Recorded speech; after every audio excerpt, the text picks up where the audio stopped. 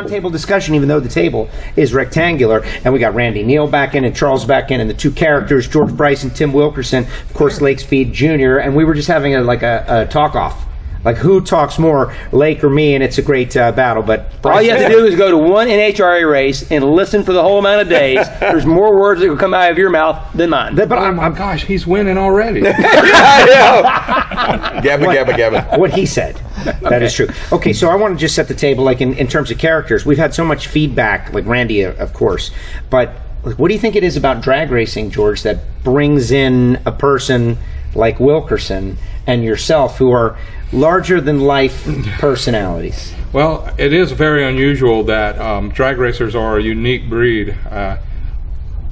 He said John Force, exactly, and there's no other place in society for us. I mean, we don't fit in anywhere else. I'm sorry if that's what you didn't want to hear, but really everybody's kind of weird. The drag racers are, and there's a lot of people that want to drag race, and I understand it. But man, in order for you to live and prosper, you got to be kind of a little bit of a character. Yeah, you have to be dedicated, like you say, and that's a character. Like you say, there's no outside interest. I mean, I fish and hunt when I can, but boy, I tell you what. Other than any other time, I'm working on my race car, because that's the only. My wife always says that. She says, I've never seen anybody work on one thing as much as you do, and that's one reason that when I do these deals like the PRI show and the things that we do, I go find people that are smart, like we talked about, and go, tell me why my car vibrates. Tell me why him and I've had these conversations on the phone. It's like, what am I doing right? What am I doing wrong? And it's hard for me to relate to Bryce, because I don't know anything about scooters, right? But they're cool. They're still cool, but we're still the people that he's the same way.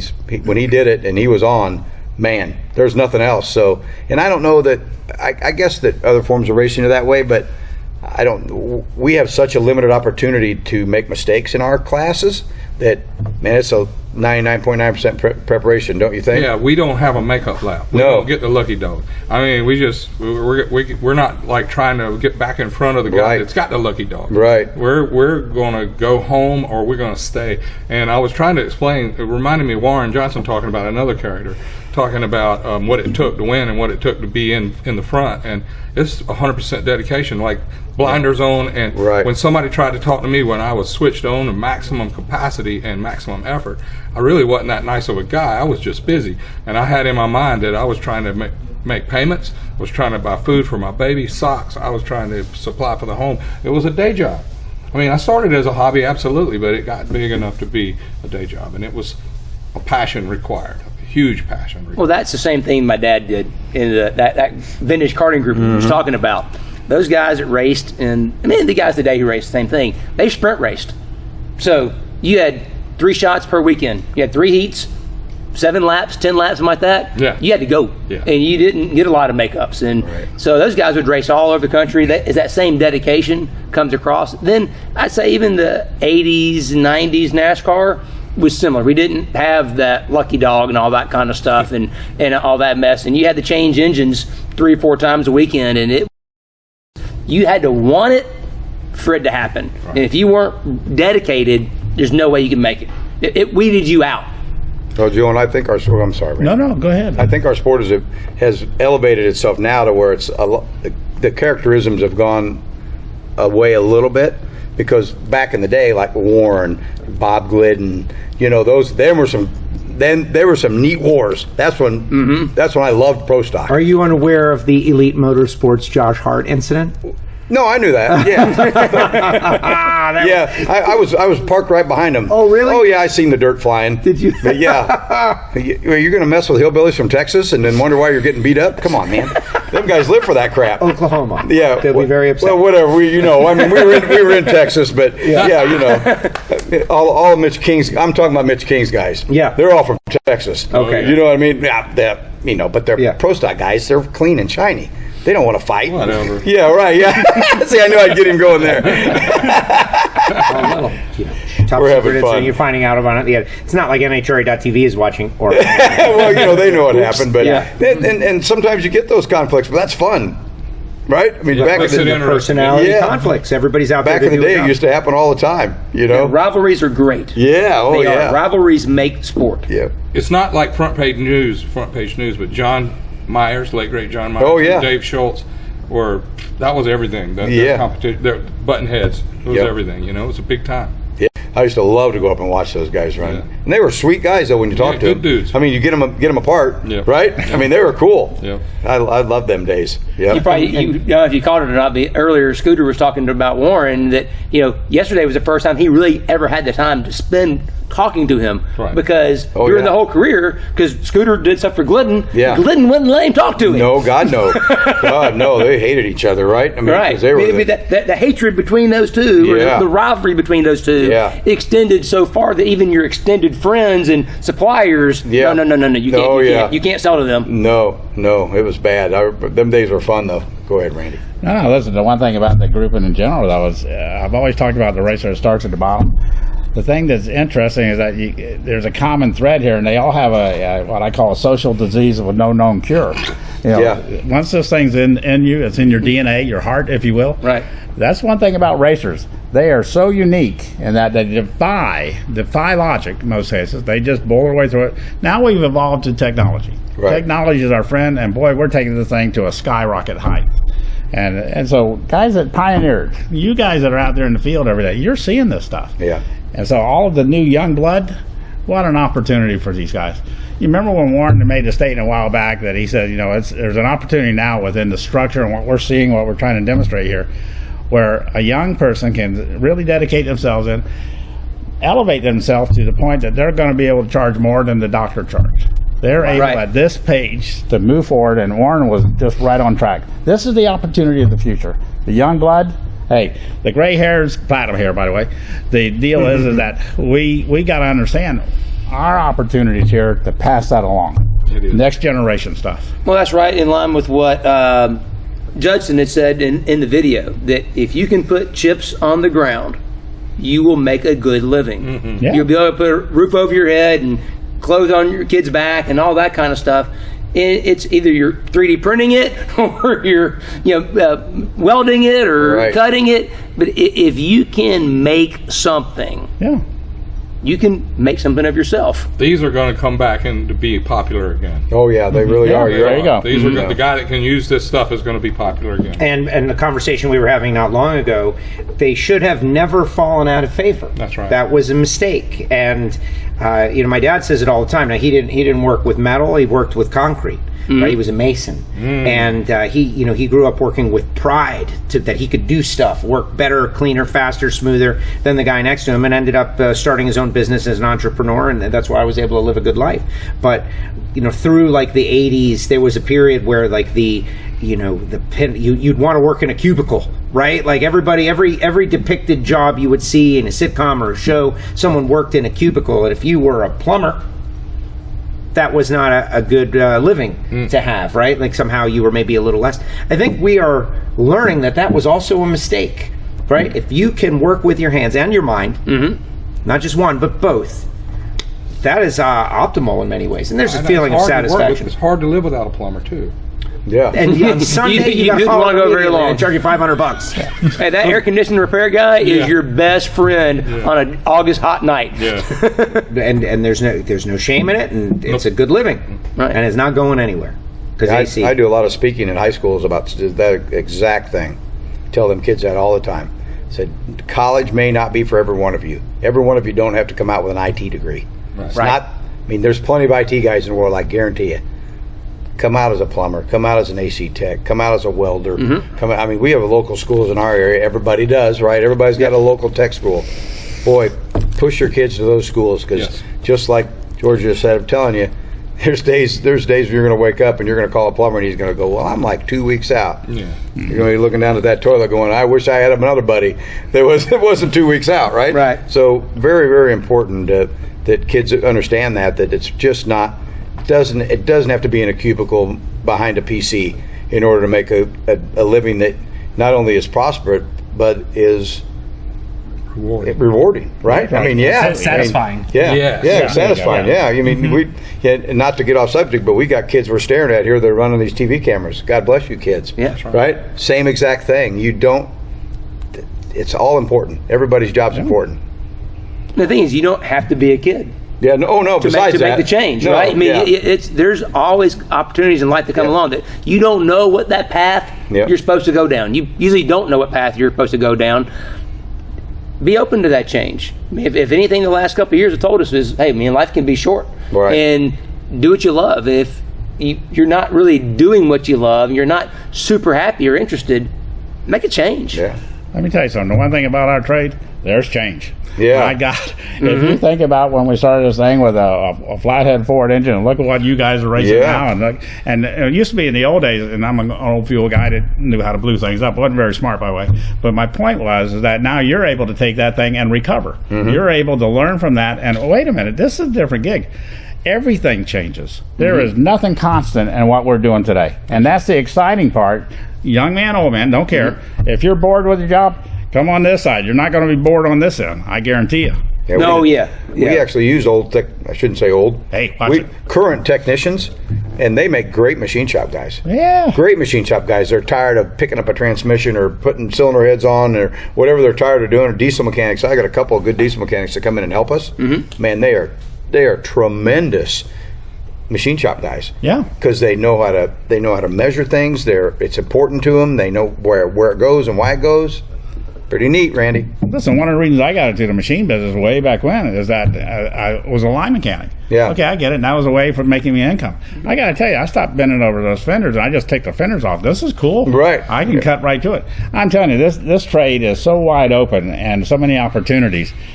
But the technology advantage, what we're seeing, and now with the hardware that we're backing this up with, the young guys, hey, they're not afraid of this stuff. The technology there is cool. The guy who says, I'm a little weak on that thing, wait a minute, hold the phone here. This stuff's pretty easy. Just give me a day to show you. Then let me get hands-on. Like I say, this change of event. Listen, life, you can have a boring job or you can have a rewarding job. A happy one's the really one you want. This is a fun trade. End of story. Certainly a lot of characters around. Charles, this is just a guess, but I'm guessing that Charles is the youngest person at the table. I don't know. It's just a guess. But what's your take on this whole discussion? Well, earlier today we talked about that there's a labor shortage, and also that a lot of people, a 4-year college degree isn't for everybody, and there's trade schools. And when we look to hire somebody, we go to the community college, go to the machine shop program. There just aren't people going to the programs. People need to go to the programs, and we have 2 kids we hired and 2 brothers, and they're great.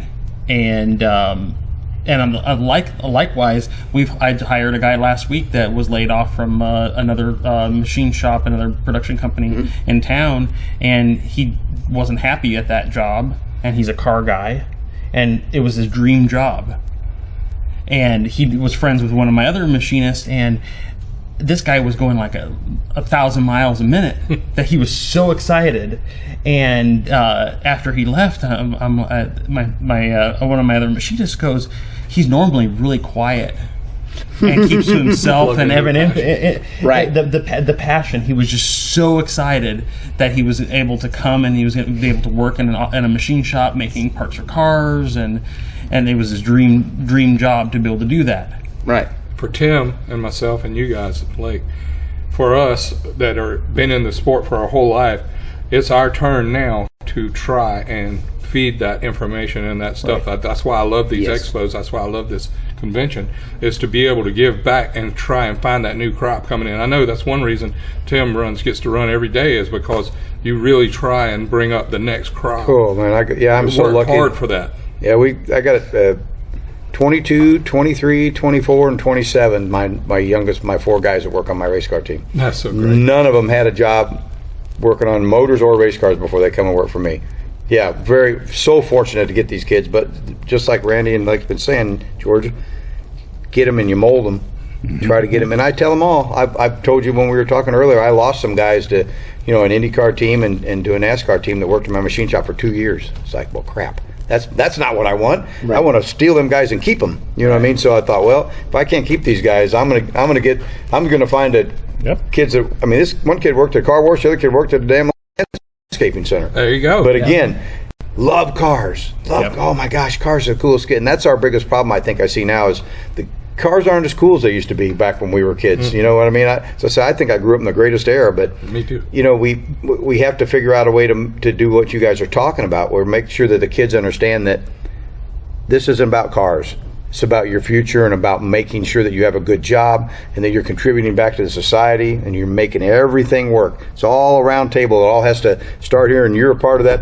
You're a part of that team that makes it go all the way around in a circle to get back to the other guy. I think the cars are as cool. They're just unaffordable, right? Like they've made them so cool. Oh yeah. That a 20-year-old person that's in college or just out of college, like, they can't go get an SS Camaro. It's like $50,000. Yeah, right. Right, and that would maybe be an unwise decision. And do they have the credit to do it and all that? Whereas even in my era, like you could pick up something fun for not a lot of money and tinker with it, take it apart, and not have to worry. All of a sudden now, like how many computers and systems, and so we've kind of tuned our way out of that possibility. But there are other things you can work on. Like that's what drag racing is for. And your own son, Daniel, he seems to be like, he's not going anywhere. He looks like drag racing is the plan. He didn't fall far from the tree. He's so crazy. He bleeds WIlkerson. Yeah, no question. That boy is.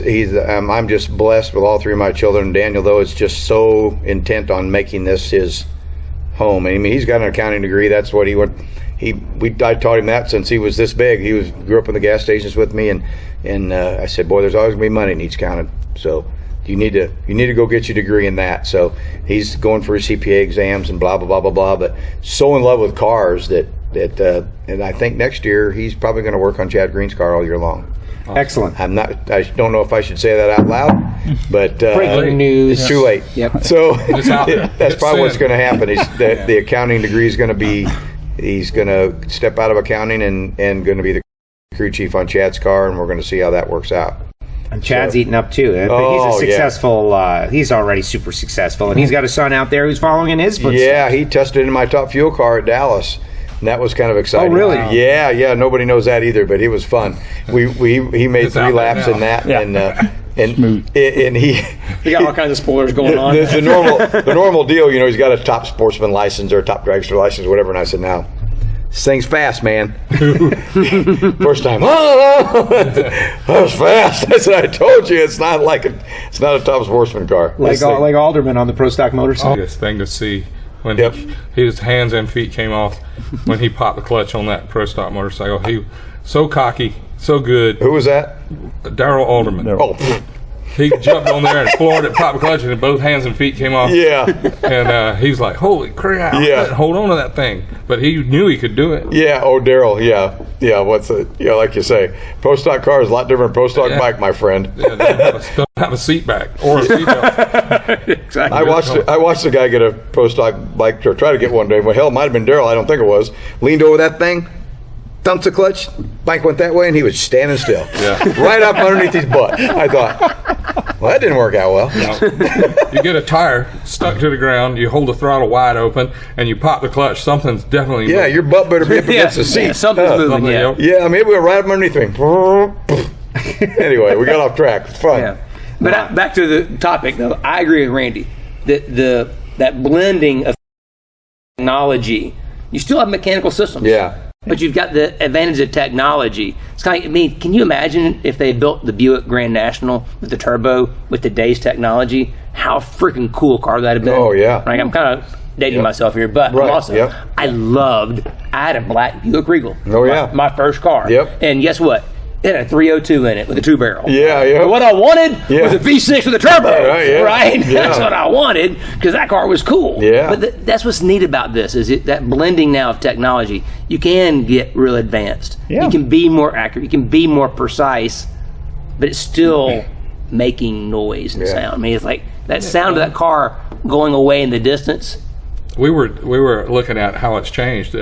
You could, when you bought a 396 Chevelle with a 4-speed, it was slower than my pickup truck. Oh yeah. Now, I mean, that's how much technology's changed. Yeah. Yep. It's amazing. 8-speed transmission, 10-speed transmissions. I mean, for all these new bright minds and all these hungry people that want to come in and take this torch and run with it, and we need to keep this up and give people a chance to get in on that stuff. Yeah. I think it's incredible. Pick up on that. The torch bearer, if you will. Well, really, that's us. I see, All right, exactly. we're the guys that You got to pass it. Yeah, there you go. You got to pass it. You can't hang on to it and expect it to appear in someone else's hand. We have to pass it, which is what we're doing here, right? Yeah. That's the goal. Yeah. Look, all of the hopefully the audiences out there that of all different ages, but regardless of what's going on, I got to tell you, you can call any of us as manufacturers. We'll steer you. We'll bring you in. We'll show you. If you have interest, man, don't miss that opportunity. Now, you may come in and say, I don't get it. I don't want it. Okay, I get it. I guarantee you come in and watch what we do, you'll run out being pretty cool when it's done. You'll be blown away with what we can do. Take these little parts. You know, we got little 4-cylinders running up and down the highway that used to do what big block Chevys do. Yeah. Exactly. You know, that's cool. That is cool. Right? So it's not just a matter of a chip play either. Now, this is pure mechanical integration, machining techniques, and so forth. But this is a wonderful opportunity to get into an exciting industry. Exactly. No, I like what I like most about what you guys have been saying is that there's a general sense of optimism, and I think that's what we need. Like, you always need to be optimistic about the future, and we were waving the flag a little bit earlier, but rightfully so. This country and all this stuff, like drag racing, like where does that come from? Like, who came up with this idea? And look at the industry, like that you have been able to chase your dream, have the fun, have your business, make people happy, frankly. Look at all the stuff we were talking about earlier today. Like, you're a kid who's cocky and like, I can do it. And there was any better. I thought I could do it. There was a stage for you to do that, and that all comes from where we happen to be born, lucky us, and a general sense of optimism that regardless of what's going on, we can make tomorrow better, and we'll have the opportunity to do it. And I love it, and that's why I'm able to do what I do, which is crazy too. Right. Making a living with a podcast, what? That's ridiculous. Whoa. You're getting paid to do this? Right, sir. What in the heck, Randy? I didn't know that. He's right, sir. Right. Oh, now I feel a little bit better about today. Yeah. No, I'll buy you a beer, Wilk, after one of these races. But the general sense of optimism, I think, keeps driving it forward. Well, that's the thing that back to Randy was saying is that this opportunity here to pass that torch. Yep. And what we're doing here is kind of unique in that, because we don't know when someone's going to be watching this. You could be watching this live right now, or you could be watching this 3 years in the future. That it's that community that we want to pass that torch to you. I think about Keith Jones.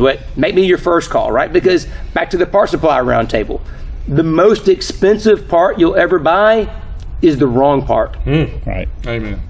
So we're here all saying, we're here to help. You're not alone. Pick up the phone. Send us call us. Email us. Yep. Text us or whatever. Don't send me a messenger, though. I don't really like that. Yeah. Messenger, no. But, call, email. We're here to help because, I was thinking when you were talking about those guys, it made me think about, it's not just about you as a drag racer. The fact those guys came to work for you and you taught them the WIlkerson way, you were investing, you were giving of yourself. And as you're building a racing community. It's the us, not them mentality. And I think that's kind of the ethos of what we're doing. Right. This is us together as an industry, and we want more people in the industry to we can bring it all up. Absolutely. All right, we are on the home stretch, so I'm going to ask each of our panelists here for a final thought, and I'm going to let Charles go first. And just giving you a little, just general thought of what we've learned over the past 2 days. Your thought, you got a chance to address the folks out there and get to give everybody a second or two as we wind up, because this is it, Engine Performance Expo, until January 13th and 14th, where we're going to come back with the build engine and kind of put some exclamation points on some points that we have made over the course of these 2 days. But Charles, you've heard a lot of people, you've had a lot of discussion. What is your final takeaway from this 2-day adventure? Well, kind of following what we were just talking about, passing the torch, that I'm a little bit outside of the drag racing, being in the Porsche world, but we see the same thing, that the knowledge and the passion, that it needs to be transferred to the next generation. That there a lot of the people that have the knowledge aren't passed.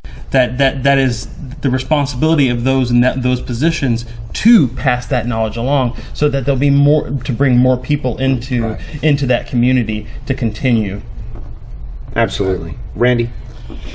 Boy, I got to tell you, I've been blessed being stuck with my brother, who was at 16, got a motorcycle, and I was 4 years senior or junior to him, and he stayed with a guy by the name of Bob Lee. It was a racer, and so he had to drag his little brother. So I'm this little 13. The Thundershifter, Bob Lee. There you go. From Fort Lauderdale, Florida. Right. Yes. Well, he read me the riot act on how I was going to be doing it the right way. In other words, he just absolutely, he knew everything. That guy was just sharp as it could be. But he built into me my work ethic. But he came back and he says, you know what, son? He says, if you do it right, you can charge for it. And if you do it well, you can make money. And you know what else? It's a great trade. It has made me everything from ground zero. I started in this business with 2 nickels and they were both borrowed. I'm telling you, it's been the ROI on that gig, I'm on the top. Everybody that they're looking, everybody that has an interest, I'm back to Warren's statement. Buddy, let me have a little fun. I know this is a secret, but I'm in it for the money. So, and I'm just telling you, this is a career that has dividends. Right. And thank you to the industry, because I wouldn't be here if it wasn't for everything that's out there.